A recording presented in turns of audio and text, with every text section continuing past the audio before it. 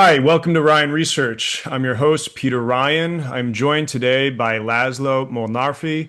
He is a writer, a sort of political advocate within Ireland, nominally on the left, but he has been making some very interesting content that I've observed, where he's offering a lot more open discussion on what are the true politics of the left, what are the true politics of a populist movement, and it comes to a lot of intersections where my thoughts have been, and I believe we share probably a few influences in arriving at some of our new conclusions. So I will turn it over to you to give a brief biography of what you're all about.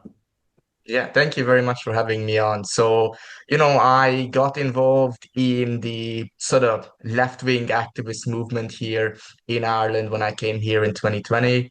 I have been involved in the student movement mostly. In 2023, I was elected the student union president, where we advocated for a bunch of different issues that students face, rents or high fees, and of course for Palestine. I've been around the left. I know the left. Therefore, I also see its weaknesses. And after I was in the student union, I also saw the weakness of the student movement, and that student movement is not uh, the end all and be all of politics. And in fact, I realized just how unpopular I think that the current left wing, mainstream left wing establishment is with the people of Ireland and with the working class. So after my time in the student union, this sort of transition from the student movement to trying to think broader beyond the campus. I think that that is what really spurred on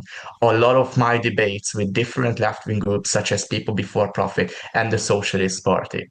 And so from there on, what developed was a series of theoretical debates, which I conducted in a comradely manner. I wouldn't say the same now for People Before Profit and the Socialist Party, but a series of debates over the last year, which intensified over the past few months, and that is what I can say is the process of a new guard emerging in the left, of a new way of doing things in the left, of refreshing the left, also making it less dogmatic and trying to find ways that the left can be once again for the working class, by the working class, by the people of Ireland, beyond the gates of the ivory tower academia and the university.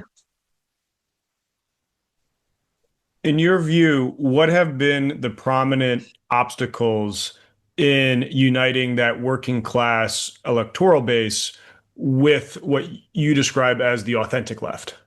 Yes. As a Marxist, I will now start with historical analysis. That is where we start. In order to understand where we are in this given moment in 2026, we have to unfold a little bit the history of the Irish left. We need to know our history. If we don't, it's like steering a ship without knowing where we come from and where we're going.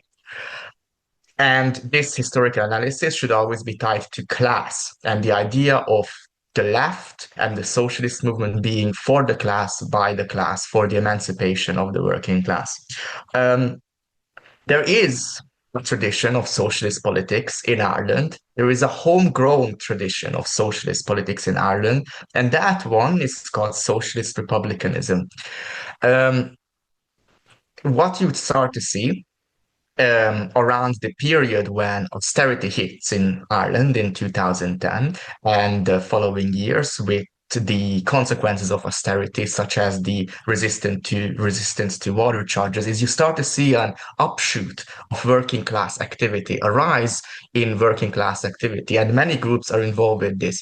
Socialist Republicans, but also the newly created group, the Anti-Austerity Alliance, and from there develops People Before Profit. And at that time, they have a class focus. A mass movement in Ireland developed with the water charges movement. So a definitive working class base, and indeed Anti-Austerity Alliance, Socialist Party, People Before Profit, they have working class activists, and people look to them for guidance, and people look to them as the leaders of the working class movement. But that all starts to change. The class basis of these newly created parties, which at their core, in their philosophical underpinnings, reject republicanism. These are Trotskyist parties. And even though they had, working class activists, good working class activists, there was also at that time a socialist Republican influence in these parties, a strong class first politics. But at the core, these groups, at their philosophical core, they are a British import. From the roots are in the 1980s, from militant left, and all these, it's a British import. It is not homegrown Irish socialism. So because of these philosophical underpinnings, because of the inherent issues with Trotskyism, they actually start to shift their class basis. And once these movements develop, such as Repeal the Eight and Marriage Equality, very important movements in which the working class participates greatly. But once this starts to develop, something interesting happens. They start to abandon class first politics and they start to merge with liberalism and with identity politics. And so they support these causes, but they don't support it in a way that would keep their working class roots. In fact, they start to jump. These groups start to jump from issue to issue, whatever is the most popular. Marriage equality, repeal the eight, and then the environmental movement. And then these parties jump on Palestinian solidarity, but in a way where their class basis is actually shifted to universities. So slowly they detach themselves from the working class. They forget the working class roots. And so PBP is slowly shifting, and the Socialist Party, towards a more liberal position. Let me tell you, say an example.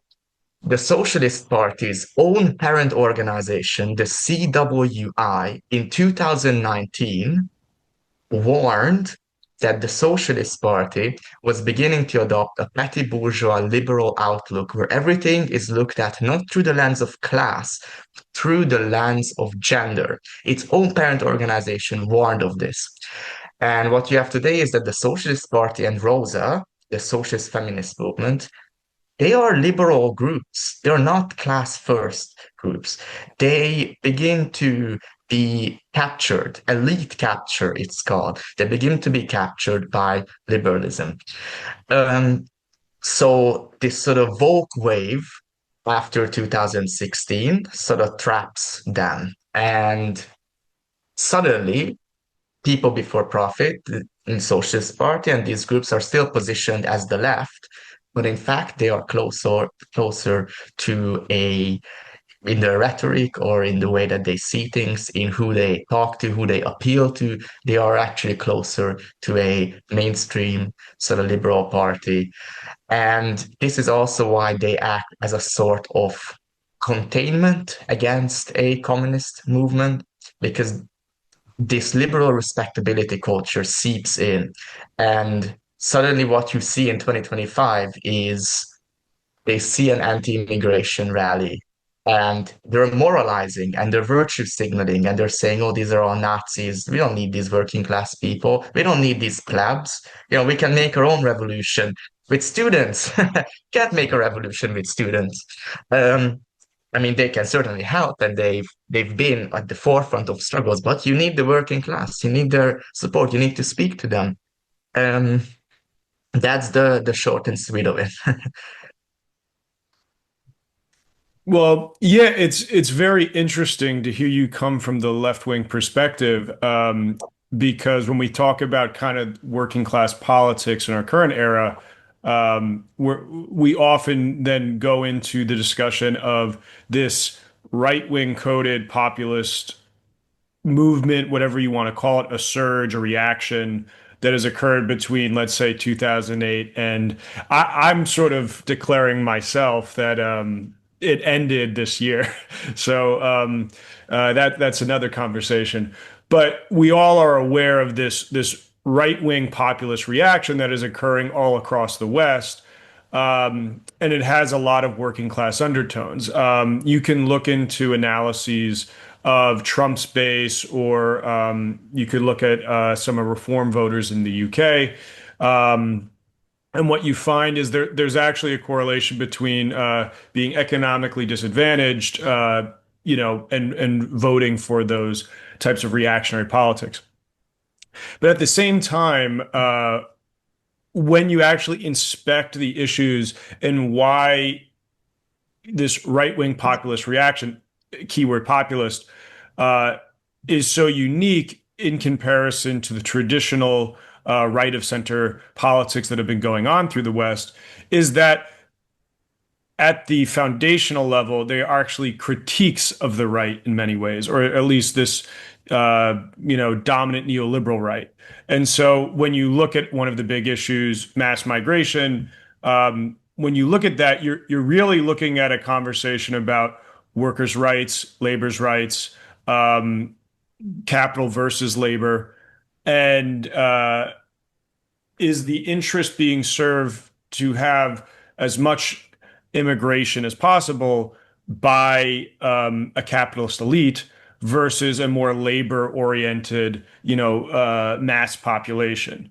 And so, yeah, so once you sort to, I would say, inspect and interrogate those surface level motifs of this populist reaction, you find that most of those people would actually agree with a left-wing analysis of like, yes, principally this has to do with sort of a fight between capital and labor for jobs, certainly for resources, state amenities, state resources.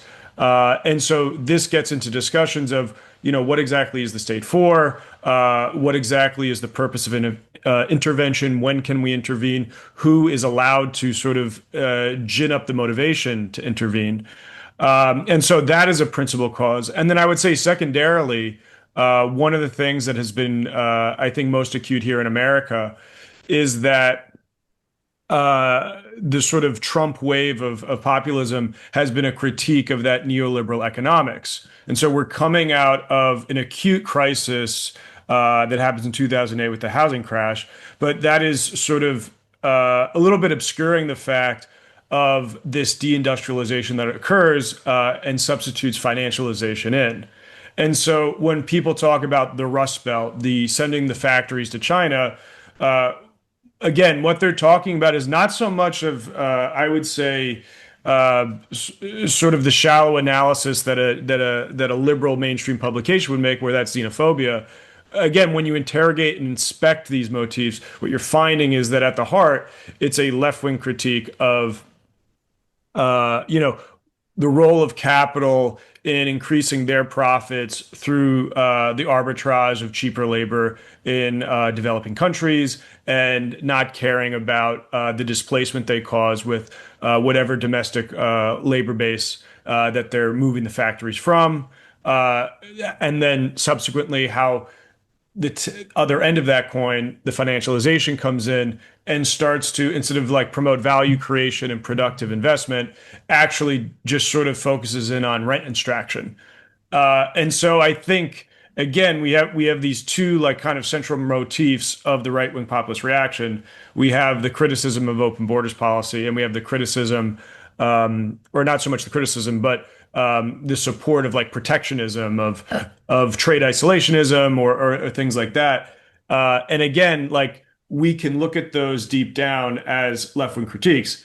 I can get into another rabbit hole of, should we be calling these things left or right to begin with for the sake of, historical precision or sort of electoral, popularity in terms of the rhetoric. But would you agree that at the end of the day, a lot of this populist reaction has a lot to do with core motivations that come from a leftist critique? Oh, absolutely. And I'm really glad that you said the bit about when we look beneath the surface, and now this surface that's given to us, or what is communicated to us by liberal parties or mainstream media, is that this movement is a reactionary, xenophobic, racist movement. That's basically the gist of it. But us communists, who are supposed to undertake scientific analysis, well, I would say by that principle, we actually have to interrogate this more. And that's exactly what I and other communists have done. in a recent article when we examined this sort of nationalist populist anti-immigration movement here in Ireland when we looked specifically at the case of City West. What happened at City West for people who don't know is that there was a anti-immigration protest slash riot against the installation of an iPass center that would house asylum seekers in a hotel in City West. So what we saw when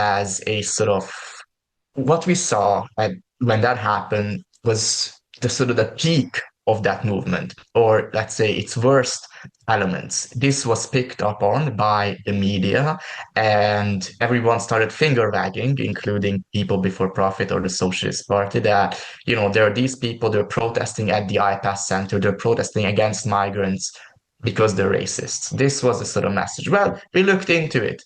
What happened at City West? What happened at City West is that the government one day makes an offer to a vulture fund that owns the only the only hotel, a big resource center for amenities in the area. They make an offer to the City West Hotel, which is owned by Tetrarch Capital. City West Hotel also owns restaurants and other businesses in the area. They give the City West hotel owners a bunch of money. The City West hotel owners, who are rich capitalists and landlords, agree to take 150 million euros from the state in order to convert and take away the only hotel, the one that brought so much business and so many cultural activities to this area in Dublin, the City West area. And they immediately agree. They tell the rest, they also tell some of their other businesses, namely a restaurant owner, to cease the restaurant's activities and to also give it over to the state in order to house asylum seekers. So imagine if you're a working class person from City West and you're already underfunded, you've already gone through a period of austerity from the state that has been imposed upon us by the state and the European Union, right? You already feel like you don't really have a lot of democratic input into this country's affairs. And then to add insult to injury, now the government comes in without consulting you. They then take away your hotel. Of course, that people would be mad. And actually, the City West Hotel was used already partially for asylum seekers, and the community was okay with it. But it only kicked off this whole rioting. It only kicked off when the state announced that it had agreed for a permanent purchase of the area. So this is a resistance against corporate power. This is actually the community resisting against the influence that Tetrarch Capital, this massive corporate firm, has on their small community. It is people who feel powerless and people who have the least purchase in society fighting back against it. So my point being with this example is that, of course, there is much more at stake here than a simple liberal idea of these people are racist. No, in fact, the iPass system, which is broken and is terrible for both locals and asylum seekers, only serves as a sort of signifier, as a sort of symbol around which people express their dissatisfaction with the government as a whole. So we can say that by not doing research and analysis, the left has abandoned the working class. The left becoming so entangled with this liberal respectability culture, with identity politics, cancel culture, woke, as it's called, or that's how people perceive it as the woke left. That actually, I think, as Zizek also said,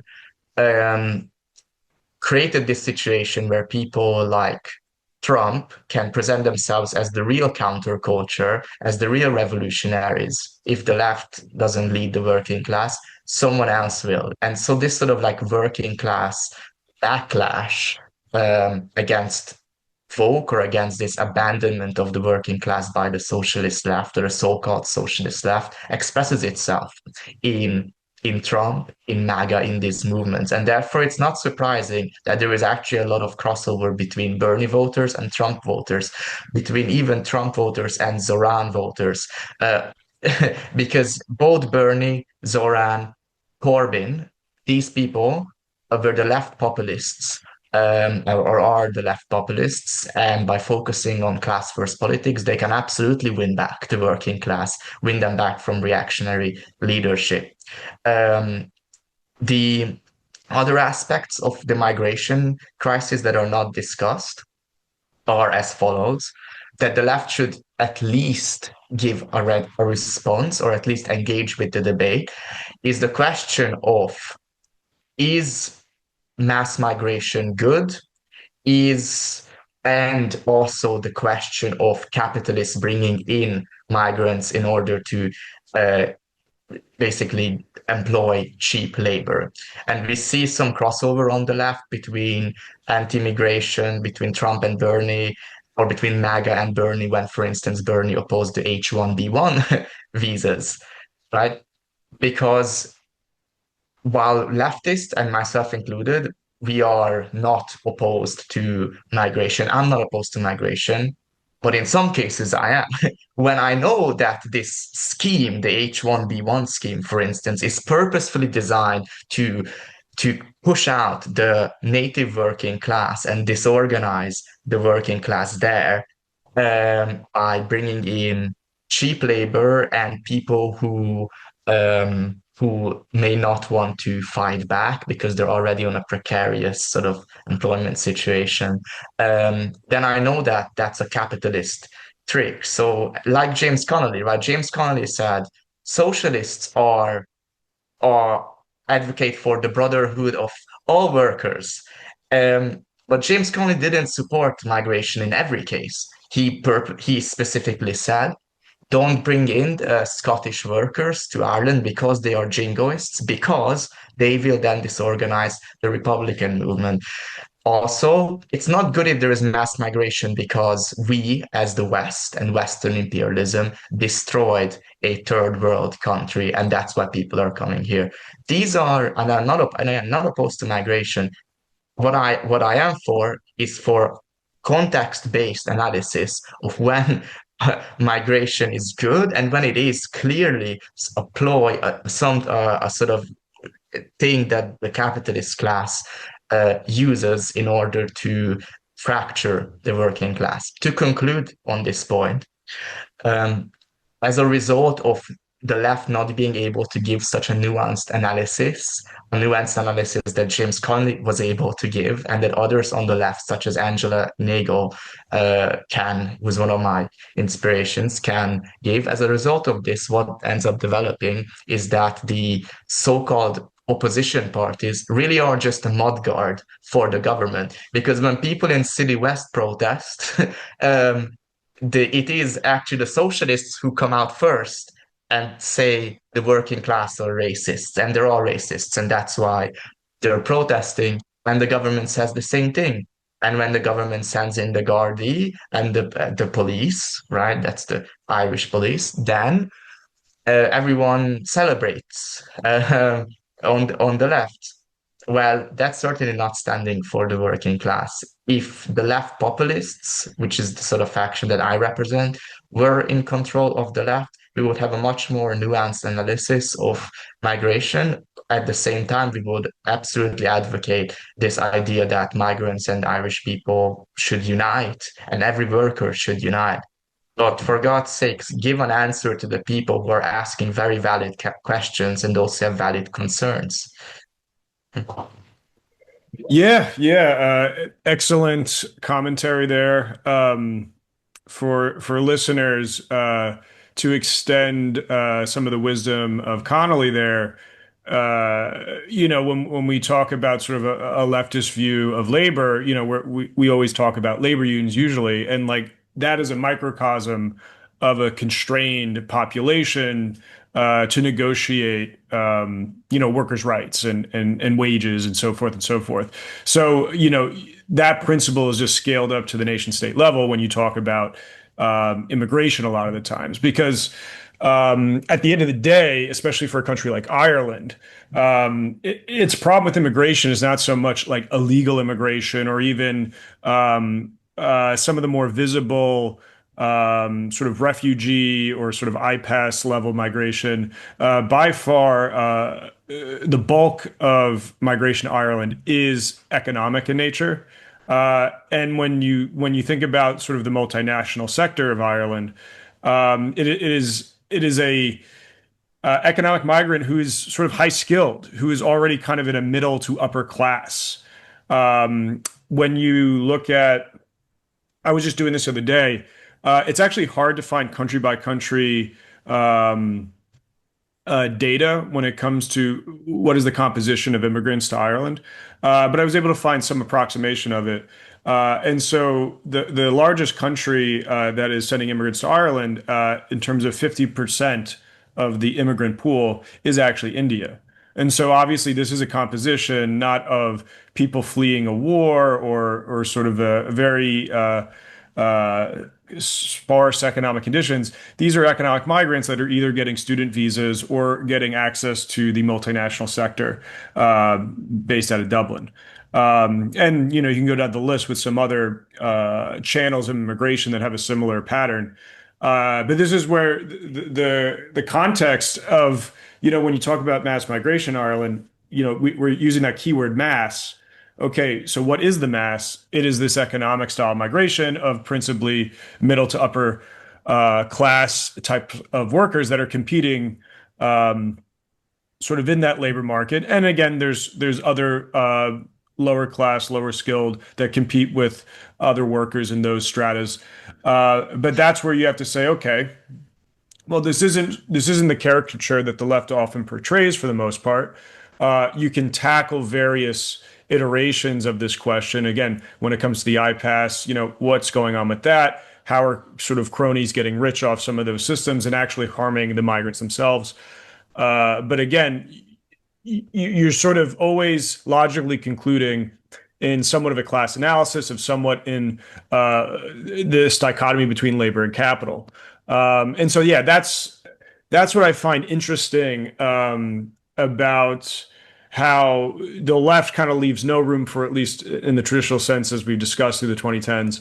And the right often sort of gets distracted, which is like they kind of have like a or authentic motivation, but then kind of get led down false narratives and kind of focuses sometimes on the wrong things. So just to transition forward, you mentioned Angela Nagle, and she was also a nice influence on me, as I'm someone that comes from the right wing perspective, and she was sort of my bridge to sort of understand a more kind of leftist analysis of politics and economics.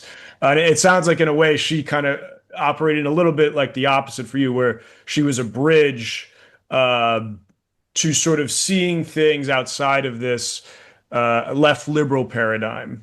And so I think just for the sake of kissing up to Angela, and she's a popular author people know, can you describe um, the utility of Angela Nagle's analysis, which you've written about before, Yeah. for Ireland when it comes to this uh, removing the scales from the eyes of how people should look at politics? Yes, I think it's disappointing how she was treated by the left at the time. But now we're seeing a resurgence of her ideas. We're seeing sort of like a rehabilitation of her ideas. I suppose it's a testament to maybe that the left is quite dogmatic and is unable to accept anything that sort of falls outside of its like sort of respectable limits of this sort of box of containment. I mean, she is an author who wrote on multiple things, but she was pretty much criticized uh, for all of it. I think that people sort of sensed already at the time that she actually analyzes things she's a threat. She's a threat to this sort of established left, which sort of protects its own little hierarchies, which protects its own position. This position being that they recruit from liberals and their basis is university campuses, and so they're sort of happy to stay within this. But one of the things that Angela wrote on was how the right, uh, this sort of countercultural right, rose on the back of the excesses of woke culture and the sort of the mistakes that the left makes. The second one, I would say the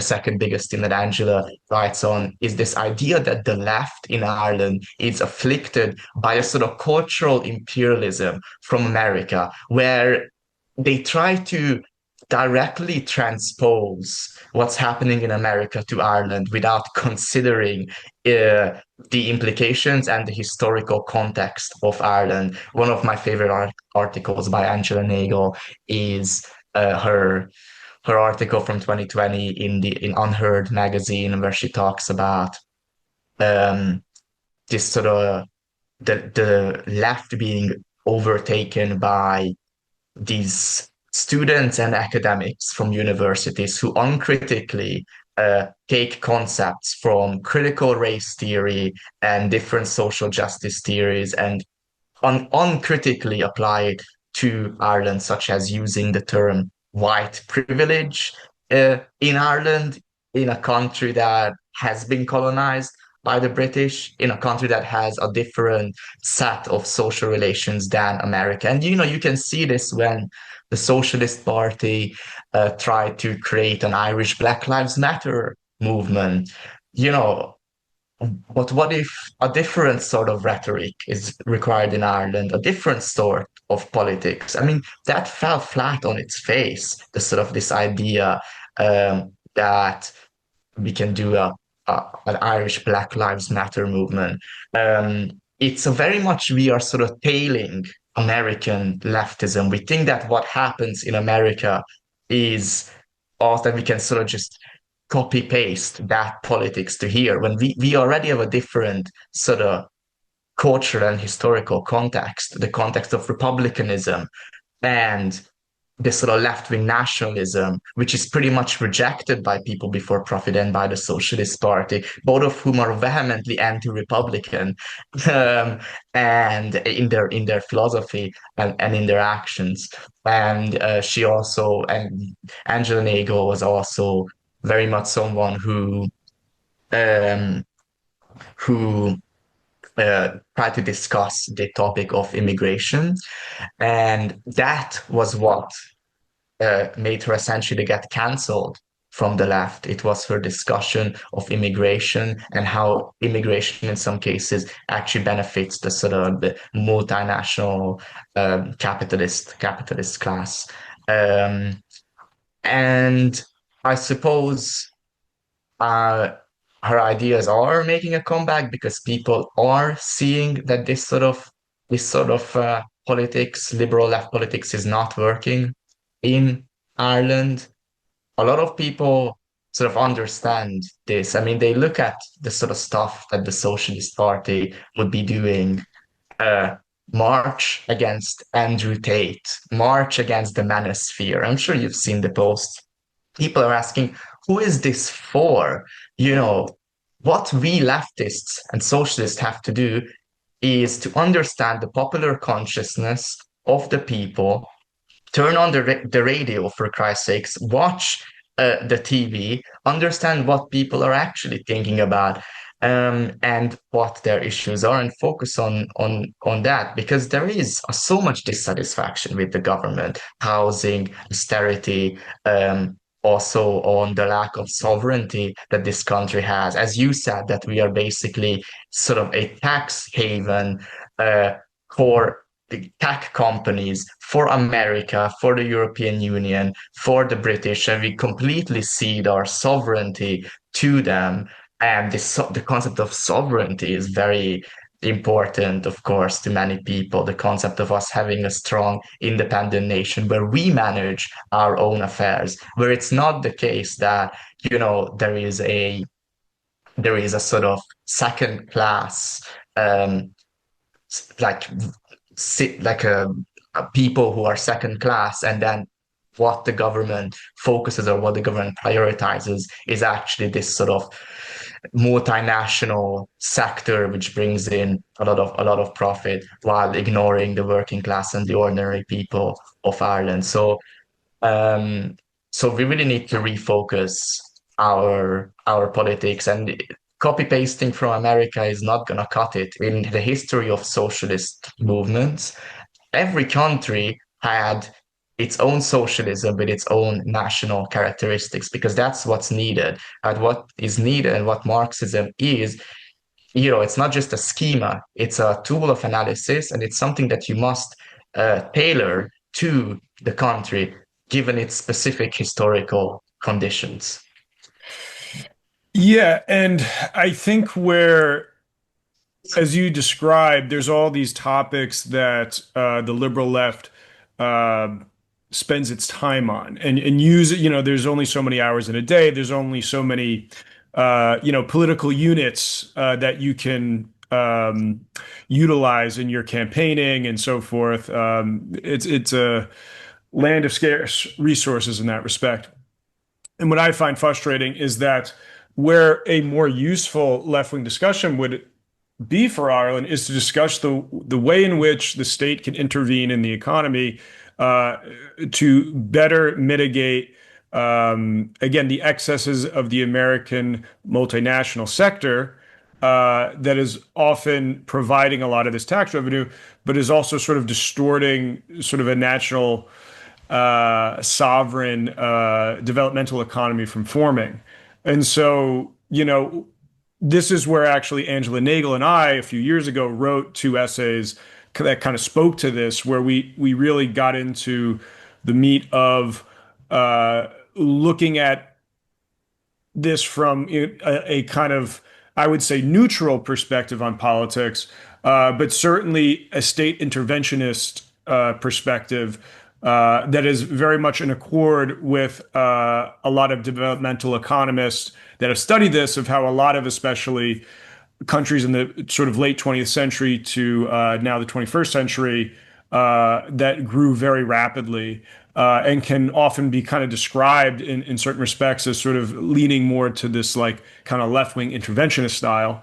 How like that is the style in which like Ireland should think about those ideas and think about ways that it can bring industry, bring more jobs, because again, that is the lifeblood that is going to solve a lot of these issues for the working class, for Irish people that feel constrained by the housing crisis, by cost of living. Again, certainly, for one of the things that has been rising that's sort of been under the radar recently is the cost of energy. These are things where you actually need heavy kind of state intervention to solve some of these crises. And this is not outside the continuity of Irish historical experience, and doesn't require us to sort of rely purely on like one school of thought. Ireland supplied around the late 1930s to 1940s 100% of its electricity usage through the Shannon River hydroelectric dam. And this was a project that they said before the Hoover Dam was built out here in America, it was the largest hydroelectric dam built in the world at that time. And this was reliant on about a like 20-year phase, starting with actually a lot of the Republicans doing the initial kind of blueprinting and research and studies to sort of assess the viability of this project. And then one of the good things, what you could say, kind of I would describe it as the hesitant 1920s Irish government of the Free State. One of the good things they actually did was somehow this project got pushed through, and then through the 1930s it was built and commenced. And this project would not have gotten off the ground if state intervention and a heavy hand of the state was just disregarded out of hand. because it has, connotations of a certain school of thought, or it's infected. The political discussion is infected with sort of these conversations that are taken up by these liberal left-wing causes, which actually often align with the center right, or the hard right in certain respects. In terms of like a reactionary response. So like this is the conversation Angela and I like thought like this is the conversation that needs to happen, but it's like it's seemingly the left isn't really going after that. And then you have the mainstream of Fianna Fáil and Fine Gael and whoever else sort of then saying, okay, well, there's no other ideas in the mix, so we just have to keep the multinational system going, and we got to keep allowing, like, how do we fix the housing crisis? Well, if we lower taxes and give subsidies to these American financial firms, they'll invest and they'll do the houses. Where again, another observation that I've made in this matter is that one of the principal issues is that Ireland has a starvation of credit, and that credit extends to credit for housing. And so this isn't sort of necessarily a problem that Americans or especially American financial firms need to fix. This is a problem of the private Irish banking sector, and you actually need a heavy hand of the state to go in there and direct the private banks to increase their capital allotment towards building more houses. And like this is a simple thing, but again, it seems like this conversation is sort of lost in the bigger discussions that go on around, as you described, these imported American left liberal causes. Yes, precisely. And the thing is that people have come to the conclusions that you have written about with Angela. In fact, this idea of a sovereign Ireland is something that resonates, I think, with a lot of people in Ireland. Yet, our left-wing, liberal left-wing leadership are weak and soft. They actually completely about few years ago. You can actually, if you follow their statements on these matters, on the European Union or America or the British, but specifically the European Union is a really good example. They've reduced their Euroscepticism, right? That's how you can see the infiltration of liberal ideas. People before profit barely talk about the loss of sovereignty that the European Union incurs.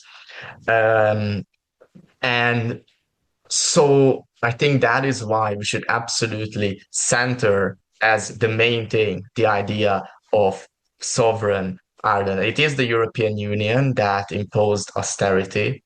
It is the European Union that influences us to be Zionist and alongside America, of course, but it is the European Union who is imposing hate speech legislation on the working class, hate speech legislation that the left seems to support, you know.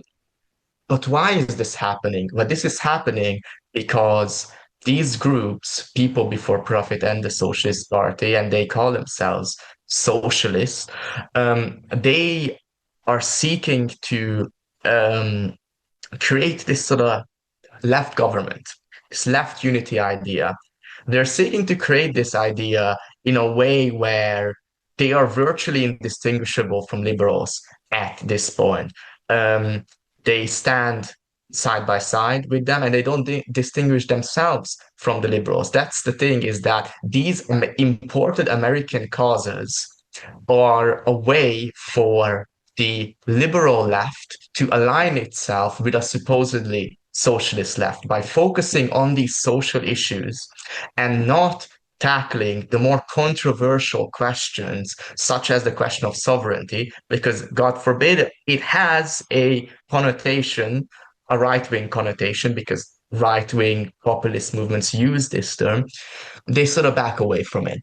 And so this gives a really good cover.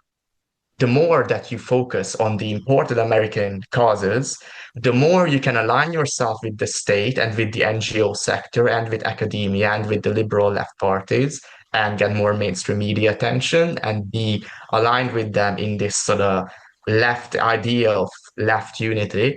and get more resources and get to be more accepted. And so more and more your base will start to be middle to upper class. More and more your base will start to be university students than the working class. In contrast to this, I think a left populist movement in Ireland would proudly say that the Ireland is not sovereign and that the Irish people don't have a say in our affairs and that the European Union is actually not a force for good. It's a pro-austerity neoliberal body. So a lot of this reaction against the European Union that we've seen from the right uh, comes from this. The sort of Brexit, for instance, had there was a good cause for the left to be pro-Brexit and to ride this populist wave. Corbyn hesitated um, to do this. And that was one of the mistakes of Corbynism. The right seem to be so much more transgressive. They seem to always be able to take the side of the people proudly. It is always the left that has this liberal influence, which really damages them. It is Corbyn who didn't stand up to the right wing of the Labour Party, to the Zionist right wing of the Labour Party. And it is Corbyn who hesitated when it came to the European Union and to building sort of populist movement based on that. And as a result, the left cedes a lot of these issues to the right. The issue of sovereignty has been completely ceded to right-wing populism because we simply refuse to talk about it. It's not just about what we talk about, it's about what we don't talk about. And you see the left use terms like neutrality, but they don't touch the term sovereignty. This exposes them, I would say. This exposes them very much. There is also sort of odd, and this is maybe when you talk about the sort of um, the way that the liberal left works together with the government or with even some sort of reactionary right is, for instance, the symbiosis that is created between so-called anti-fascist groups and the tiny actually Nazi parties in Ireland, because there is a symbiosis. The people before profit, for instance, really love to talk about this sort of the danger of fascism. You know, fascism is imminent in Ireland. Look, there is Justin Barrett at a rally with 10,000 people. The truth is, he doesn't have support, and that rally is composed of a lot of different political views, but they highlight the National Party and Justin Barrett so that they can recruit into United Against Racism, which is a front group for people before profit. And so United Against Racism in turn gets support from NGOs and from the liberal left. It's capture. It is a process of capture, pure and simple. And that's what's happening. And that's what we're fighting against. Yeah, yeah, fascinating. I mean, at the end of the day, that kind of speaks to everyone's earning a paycheck, and so eventually, there is a logic to these political parties and advocacy groups that whatever rhetoric they're using, kind of fall into line to a certain stream of income that they can kind of attach themselves to. Um, what I find fascinating about the direction you were talking there was that there's this real alienness to this liberal left, to the Irish experience. And when I say that, I mean I take a lot of I put a lot of weight in the historical continuity of Ireland, Irish nationalism, Irish republicanism. Uh, I view, the men and women that inspired and fought for the revolution in the period of 1916 to 1922. There is a lot of deference that one must give to them, and to be kind of authentically representing the sort of the populace and the struggle of Ireland. There is an alignment one has to do to fall into that continuity. And I think for most part, when you speak to not sort of a radical or someone here or there, for most people of Ireland, they obviously respect the men and women that came before that inspired these sort of um, ideological pushes that eventually culminated in the independence of the Irish state, at least part of it. Um, and so when I start to see there's a sort of disharmony between that Irish historical continuity and what some of these parties are talking about, that seems one, it breaks down the popular support, especially like getting people from kind of this populist right reaction to sort of gravitate towards a better style of politics because nobody wants to hear the founders of their country like besmirched. And so like I have a post up here of a people before profit social media account basically criticizing the founder of Sinn Féin and the first president of the Irish Free State, Arthur Griffith, calling him the founder of capitalism in a very derogatory way. And they go on to say that he is not so much the father of the nation. In reality, he was the founder of Irish capitalism.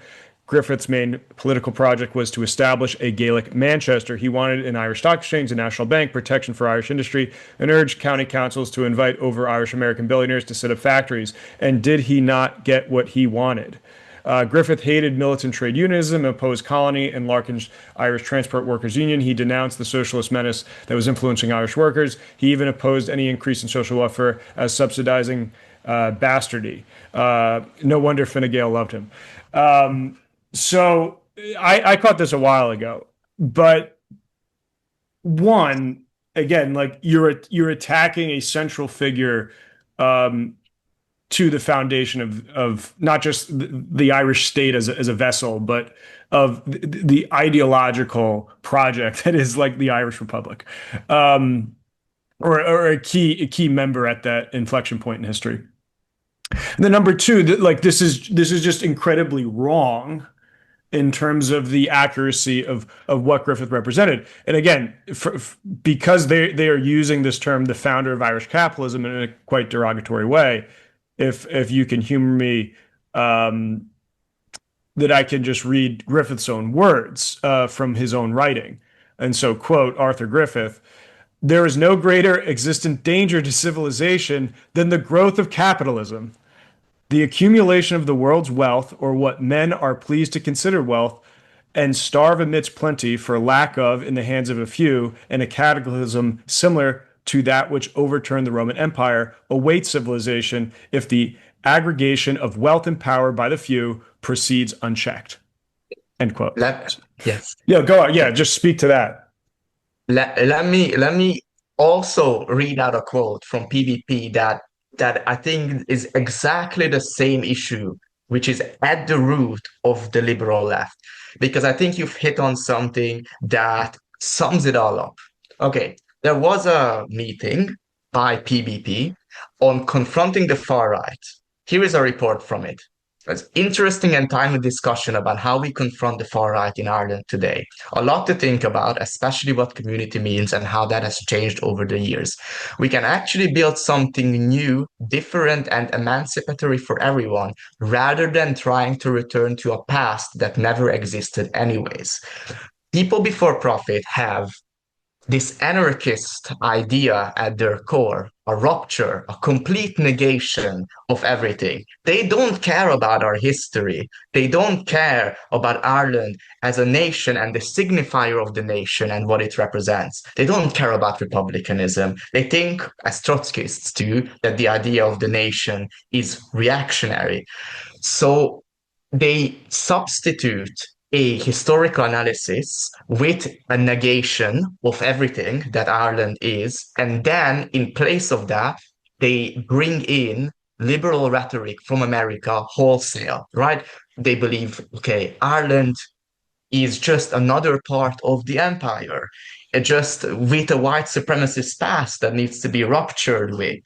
They don't tie into popular culture and feelings. In fact, in this quote about confronting the far right, they explicitly reject the idea, this sort of cultural idea that Ireland is welcoming. And maybe that's what we should be doing if we want to confront the far right, is actually interpret Ireland as a place that's welcoming, not shit on its past and try to completely rewrite and ignore our history. And so the idea of the nation and nostalgia and culture, these are libidinal investments which the left cannot ignore. Um, the nation um, might be a social construct, right? Okay, but it is a social construct that people believe in. It's a feeling, it's something that should be accounted for in our politics. And so people before profit in general and the Socialist Party are terrible at what is called the effective aspects of politics. Everything that involves emotions, feelings, history. Um, they don't engage with it. And again, they don't engage with it because it's part of their own sort of a history of being a an import from the UK. Their politics are foreign to us. Angela Nagle says this, that the vote politics is foreign to Ireland. It doesn't fit in here. It doesn't work here. You're trying to create a politics that has no fertile ground. The only thing that will ever find a fertile ground in Ireland is socialist republicanism. Um, and so this sort of politics of going back and saying who was problematic and actually republicanism is problematic and whatnot, discussions of Russell or all that, that doesn't work. You have to acknowledge the past and cherish the past. Yeah, yeah, and this is where, the precision is very important because then these narratives get around. And again, you hurt the very utilitarian purpose of gaining electoral ground because people don't like, to feel like their past is being shit on, their sort of heroes they look up to is being shit on. And then two, again, like from kind of the war of ideas, from engaging in more of an intellectual dialectic, the ideas are just not correct for a proper discussion. And so, like you say, there's this idea of sort of an importation into Ireland of something that is truly alien. And so, like, I can go even back to Connolly's days, and there actually was conflict between the labor movement in Ireland in terms of the formal version of that and the Republican cause. And I have a quote right here. Prominent Belfast labor activist William Walker called Connolly's ideas, quote, reactionary doctrines alien to any brand of socialism, end quote. So this is setting the table for understanding that, like you were saying, sort of to a certain degree, even though James Connolly was a huge influence, there was this influence from Britain in sort of formulating the Labour Party as it was enacted within Northern Ireland and Ireland. And to like further emphasize this point, after the Easter Rising and the executions of the leaders, including Connolly, at an official conference, the Irish Labour Party's President Thomas Johnson announced, quote, this is not a place to enter into discussion as to the right or wrong, the wisdom or the folly of the revolt. As a trade union movement, we are of varied minds on matters of historical and political development. And so, end quote. So we're talking about, the period just after the executions where Irish sympathy was surging for the revolutionary cause. And the revolutionary radical, like Labour Party, was going out of its way to formally declare we want nothing to do with this. And so like this is an important piece of history to understand sort of the division between Connolly and what you could call this sort of the imported British labor politics. And again, a lot of the rationale behind that is because they didn't want to distance their base of support within Britain. And so they would have to sort of naturally lean towards their side. So this is a historical example back there, but just to wrap this up, I think the current day's liberal left is certainly sort of playing into that historical British left, is certainly kind of bringing in sort of these, like, as I believe you described, Trotskyist tendencies. But I think that is intersecting into a bigger trend that has been occurring throughout the past 100 years of independence for Ireland, which I'm very critical of, which is one sort of the um, sort of subtle and more um, hard to see trend of Ireland never had a radical um, transformation of its sort of elite economic ruling caste.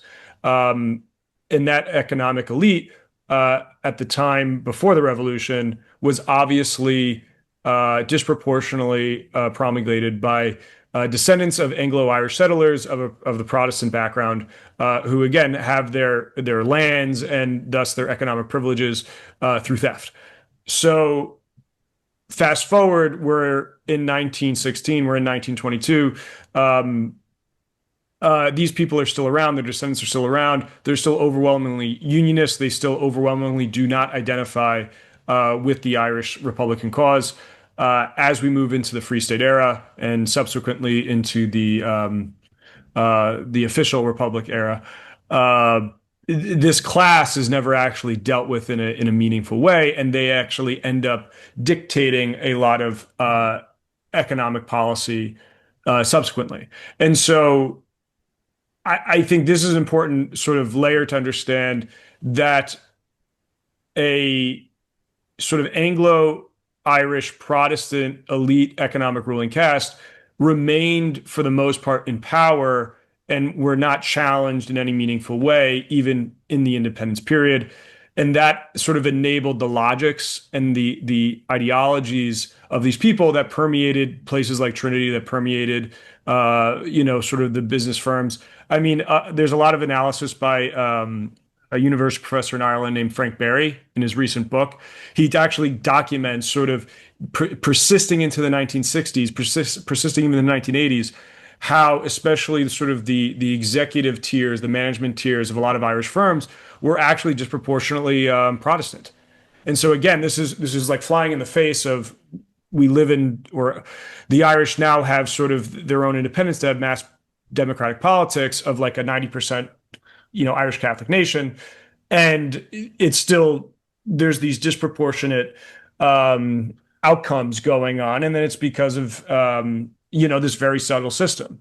And so then I would say a very acute thing that happens at the dawn of the turn of the middle of the century, which coincides with the Troubles, the rise of that era's version of the Republican cause in the North.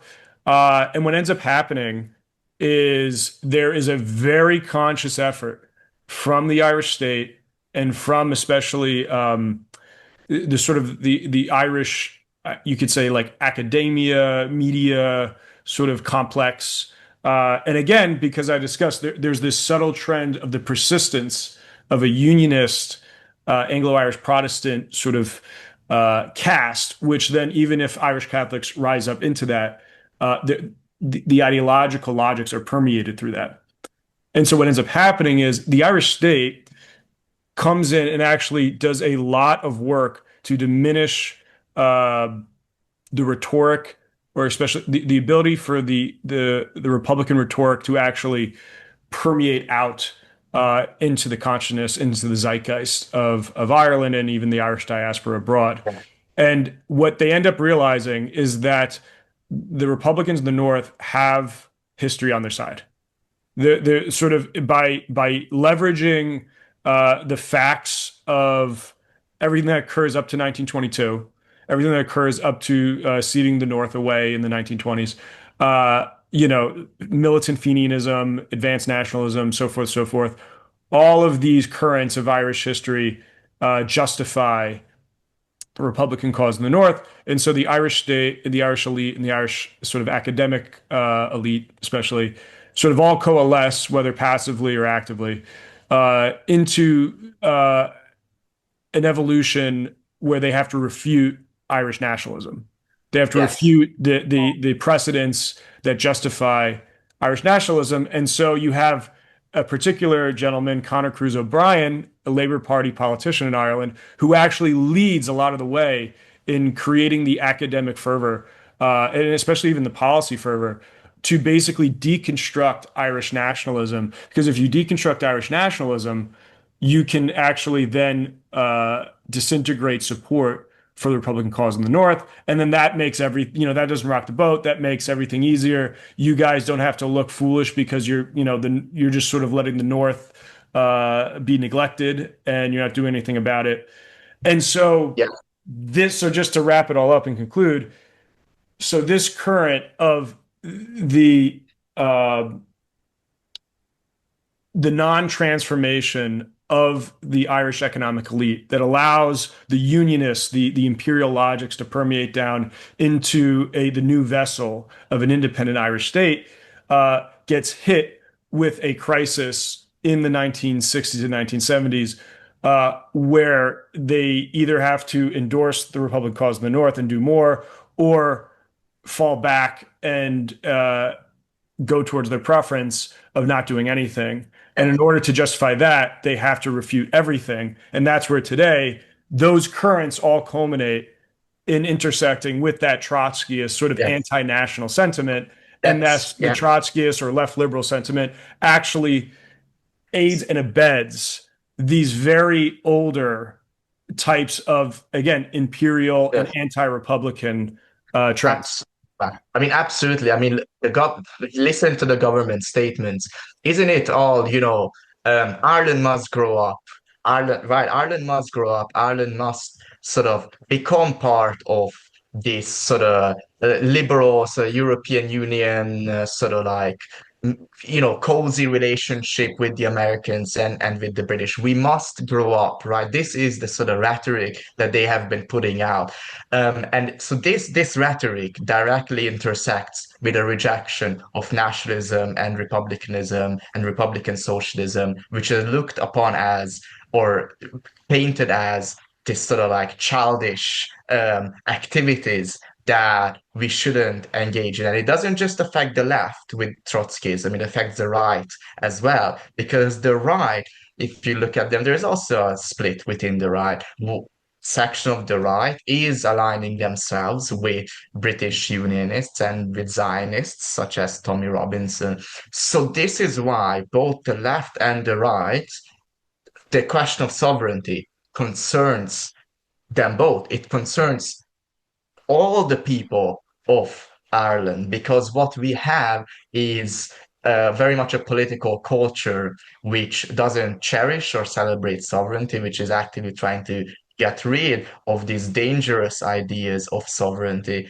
This is why I think that sovereignty should be the sort of the key idea, that Ireland should be strong and independent and sovereign. We should be able to set our own destiny and manage our own affairs, and not this sort of Zionist sort of liberal left sort of European Union NGO complex, and that intersects, of course, with America and with the British. And so our primary task, to conclude, is cultural one. Yes, we should fight a cultural war, but that's not about being woke, not that type of culture war. What we are fighting for, and what the left, I think, should fight for, is to bring back these traditions. And that's how we reach people. And that's why Catherine Connolly was so successful, because I think she tapped into that sort of Republican energy, and she spoke up for Ireland and for Ireland's sort of anti-West Republican sentiment. And so our primary task is now to get all of those disaffected young people people who are disaffected with the government, and mobilize them and encourage them through this emotional appeal to our history and to republicanism and socialism. That's the way forward. Yeah, yeah, and again, I'm as someone that kind of comes out of a sort of a right wing kind of background that has evolved quite a bit, um, but has also um, sort of looked at again this left-right binary, and again there's a conversation among intellectuals to talk about the value of Marxist orthodoxy, the value of different variants that come out, and again also sort of a critique of like, is that, you know, absolutely necessary? And I think rather, and again, that's a conversation to be had. But I think where, for the sake of politics, the unity isn't actually that the substance of what much of what a left would want and desire is able to be found in a shared acceptance of, again, like we were talking about, the Irish historical experience, and that so much of what I have done is actually try to track down what exactly is the definition of a economic school of thought that starts to formulate in Ireland, you know, at the dawn of the industrial age, at the dawn of when economics as a concept comes about. What are the ideas that permeate Ireland? What are the ideas that Republicans and nationalists grasp onto? And so, what is heartening for the left, I think, in returning to history, as you said, returning to tradition, is that you can go down the line for maybe 400 years and find so many of the Irish um, prominent individuals, writers, advocates, so forth, that actually conform to the substance of what a left critique of capitalism or what a left critique of so forth and so forth would be. And again, I would argue to people on the right that they have to reevaluate what they think of is the right versus sort of the neoliberal construct that is dominant in the West today. And that, again, you can come from both these perspectives and find the shared substance in Irish history. And maybe that is unique to Irish history, but certainly, as we describe sort of the idea of sovereignty, um, you know, to hold fast to that historical continuity, because, you know, what else are you kind of fighting for at the end of the day if you're sort of preferencing sovereignty? And again, so once you do that, you find the historical justifications. You can win the intellectual battle, but you can also win the mass political battle of rhetoric. So yeah, so I would encourage anybody who's listening on the left that is conducive to these ideas, start reading through what Irish individuals through history have said about economics, how much of the substance actually agrees with sort of like a Marxist critique. And then we can get into sort of what exactly that means. But also, we've kind of glanced over it a little bit, but sort of the anti-imperialist critique too, because like Yeah. we've been talking a lot about sort of core labor issues or core economic issues or core sort of rhetorical issues around woke and politics and this. But again, you know, the problem that I see for the right is that because of this antagonism that exists on the surface level between the left and the right in Ireland is like starting to like drift into this weird right wing, like kind of pro-Zionist, you know, pro-American empire type of stuff. And again, when I look at the historical continuity of Ireland, it's like if there's anything that is unanimous pretty much in Irish discussion, it's the fact that they're anti-imperialist and they're Yeah. like they are superimposed to any sort of political project that follows those logics. And so I think there's great ground for the left to be had in accepting the mantle of being the custodians of that Irish history and saying to the right, you know, hey, you guys are actually like going against tradition by Yes. opposing anti-imperialism because that's what everybody that helped build up this nation thought. So yeah, I'll just let you run with those thoughts and respond to anything you want. Yeah, yeah, no, sure. Um, yeah, the thing is, it's what we need, I think, because that's what you outlined there. Um, a sort of idea of even trying to even trying to suggest to the left that they should in some way engage with the traditions and the history and reach out to right-wing people or to sort of establish a sort of movement based on that, I think is not taken very well. I think that in order for anything like that to arise, we need a long sort of construction process on the left of debate and open disagreement. I mean, I would say, I was very much sort of attacked for, maybe trying to engage with right-wing people.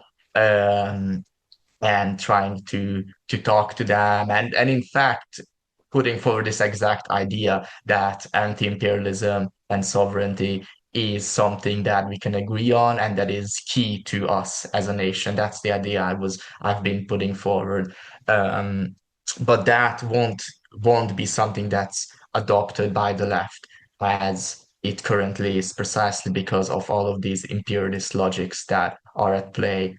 But it's interesting because the same thing is happening from the right, because I see a lot of right-wing people now making critiques of this sort of Make Ireland Great Again conference, where there was a bunch of um, so-called right-wing neocon, let's call them the neocon right-wing or the neoliberal neocon Zionist right-wing, who are now trying to um, assert themselves here in Ireland.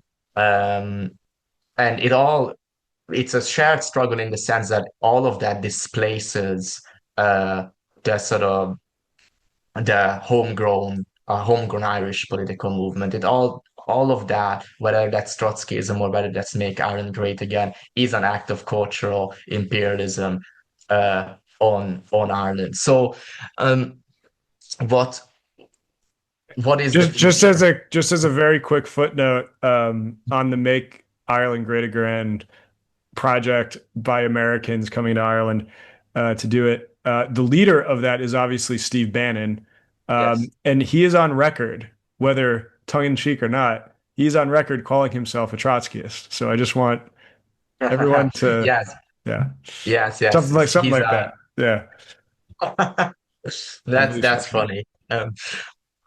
So so how can we regain our tradition? That is the question. Um, I mean, actually, I think that at this point, um, maybe, Angela Nagle was right too early. She was correct too early. And she was really just one person who was fighting this entire establishment, just herself alone against the left. But now it feels to me that, and I know from our side, with the people and the comrades I'm involved with, there just seems to be um, much more support.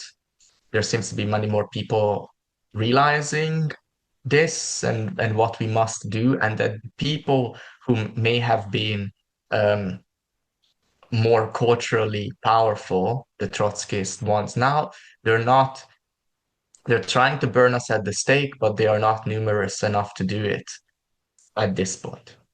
That definitely fills me with hope. The center in Ireland, the neoliberal center, the people in power, um, Fianna Fáil, Fine Gael, those who push this sort of, I'm going to use a right-wing term here, I think it's fitting, a globalist line. Um, they are being destabilized. But yet, no alternative has clearly risen yet. There's so much dissatisfaction, and that comes with, of course, apathy. Um, and people, and it hasn't been very much accepted for a while to to talk about these things. And in fact, this whole idea of because we were colonized by the British and then we got our independence, but we continued to be subservient to them. And I suppose this sort of cultural thing, this sort of post-colonial syndrome where we're not entirely comfortable um, with our own history. I think that that is something that we need to work on. But it's everywhere. I mean, even in the left, this sort of idea of don't stick your head above the pulpit too much and don't make don't cause trouble and just toe the line. I think it's everywhere. And that I think severely slows down the development of a left. The other thing is, and you can see it in their reactions to anyone who thinks slightly differently. It's like they're in a state of siege. They're in a state of uh, we're, paranoia, and everyone is an enemy, and we can't disagree in a comradely manner, and we can't, and as a result of that, it's difficult for us to build the left. Uh, or our left, but hopefully that's changing with the new generation, and it's still enduring. The republicanism endures and it continues. And you look at kneecap, for instance, and you look at how they um, are sort of keeping this culture alive, and look at how many young people are anti-imperialists, and they are, but they don't find a vehicle because there is no vehicle to express that, no political vehicle to express it. The amount of left-wing people I know, anti-imperialists, I know a lot, but they're not going to People Before Profit. The People Before Profit as a party is imploding. Um, and they're, I think, at the next election, they'll be wiped out. So maybe a chance for something new to arise, a new guard to take the seat of power against the old guard. Yeah, I think that's a good transition of, Angela Nagle being too early, but maybe the winds of change are coming. As you say, this disintegration of the old guard and sort of the feeling of a new guard on the way. So that's a transition to another article I wrote, um, where I talked about I think the most interesting thing of the future of Irish politics will be if anyone opens up the demographic population pyramid of Ireland by age. And what they'll see is that the Irish population does the natural, old people at the top, comes down, it widens out to younger and younger people. It starts to actually have a crunch right about kind of like the 42-year-old. That's the peak.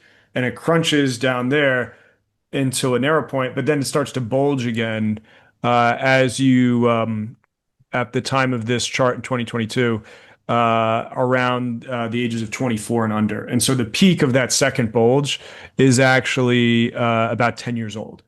So what is most interesting, now we're in 2026, the next election's in 2030. This young bulge is all going to enter voting age in the next 2030 election, or at least most of them will.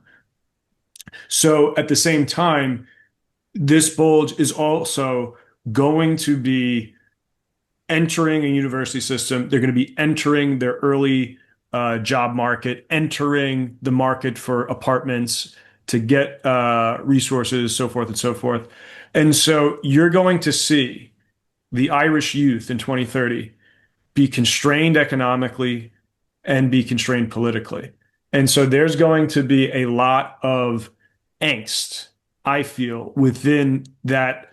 Just there would be angst regardless, but because there's so much more of the population that's young that's coming on the way, that is going to be a multiplying factor. And so, as you described, there is this feeling of a new guard coming over the old guard.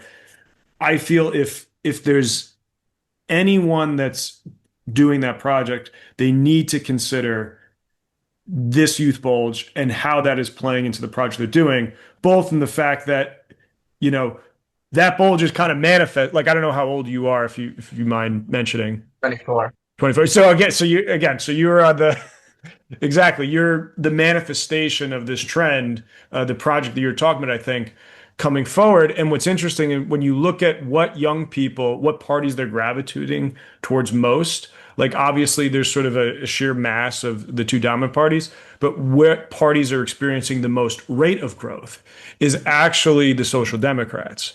So I don't think that's necessarily a conclusion that the Social Democrats are like the best party or something.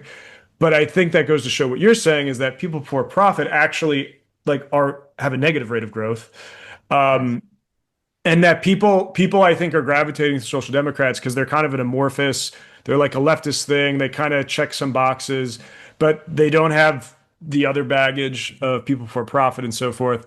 But so I don't think that um, I don't think the youth will actually start to gravitate totally towards these sort of mainstream locked in channels. But I think that angst can very cleverly be converted into potentially a new left populist type of party in Ireland.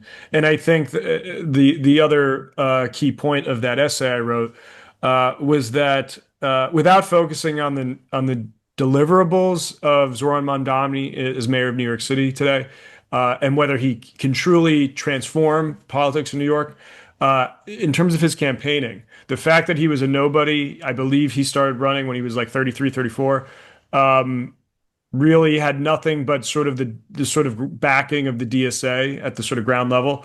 Um, he basically won that election off the back of the messaging. And the messaging was a deprioritization of the woke politics of the 2010s and a prioritization of affordability and economic left populism. And I think that contest speaks to, I think, a lot of the reasons why Connolly won that you were speaking of earlier in the presidential election for Ireland. I think, as far as I could see, there was more of a neutrality to a lot of her rhetoric. I believe it came out that she actually utilized some marketing firms that were connected to Zoran Mamdani's campaign at the same time. So there actually is a literal association there.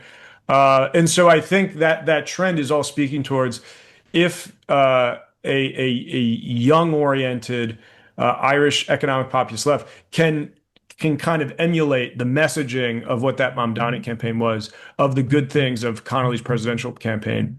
I think with that youth bulge, there is a really big shakeup coming in the numbers. And, it just, that's low hanging fruit for people to go after. Yes, there is a real vacuum in politics at the moment, and the young people are gravitating towards the SOG dams. But the investment in SOG dams, I'll put it this way, is a weak one. It's an investment where, of course, people vote for them and engage with them, but it's not, it's something. It's the best that that young people see, but their place can equally be taken by a much more radical left party through the use of left populism, as has happened in history. It is only that sort of class first, non-woke, relatable politics. And, to be fair, the SOG Dems, right? They have some of these traits. I mean, it is the SOG Dems who actually they do speak about iPass centers, and they also try to sort of maintain a sort of good aesthetic and a good messaging. They differ from PBP in that quite considerably.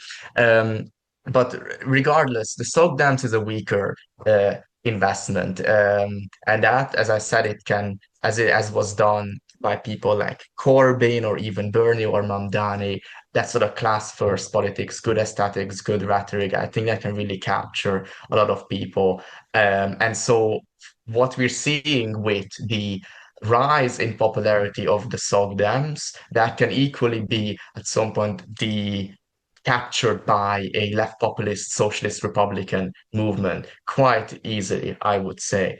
And the fact that we are sitting here and that I'm talking about this non-woke left or an alternative left is merely a reflection of what people think on the ground. Because again, as per Marxism, we know that people don't make history. There are no, let's say, great men or leaders or anything like that. Everything that you and I say is a reflection of attitudes on the ground. Maybe I write them up, but this politics has a lot of support. This is a lot what people think. And so what we're doing is we are merely reflecting the processes that are already ongoing. So if there is an appetite, and there is, for a new type of left, well, we see that developing. We see PBP imploding. We see their own members actually writing against them and against the way that they do things. And we see more and more people start to write against the way things are on the left and start to speak out. That is a sign that something is shifting on on the ground level.